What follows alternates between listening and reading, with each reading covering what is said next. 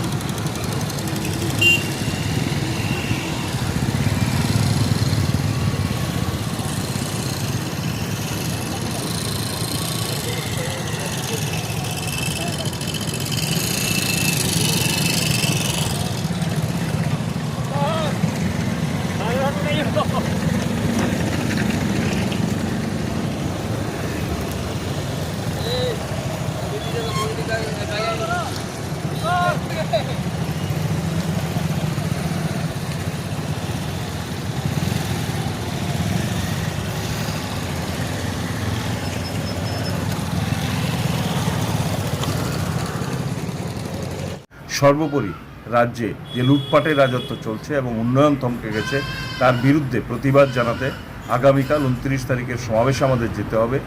এই সমাবেশকে কেন্দ্র করে যে চক্রান্ত বিজেপি করছে, সমস্ত চক্রান্তের জাল ছিন্ন করে আগামীকাল যেন হাজারে হাজারে মানুষ আগরতলার জমায়েতে সামিল হন, তারই আহ্বান আমরা এই সমাবেশ থেকে রেখেছি, এই মিছিল থেকে রেখেছি। এবং একই সঙ্গে এই সম্মেলনকে কেন্দ্র করে এই চর্চাগুলো আমরা করব এবং তাকে ভিত্তি করে আগামী দিন বৃহত্তর লড়াই গড়ে তুলবার আমরা প্রেক্ষাপট তৈরি করব। এই রাজ্য সম্মেলনে তাকে ভিত্তি করেই আমাদের এই বাইক র্যালি এবং এই সমাবেশ আমরা দারুণ সারা মানুষের মধ্যে পেয়েছি এবং ছাত্র যুব তারা অনেকেই সাড়া দিয়ে এসেছেন।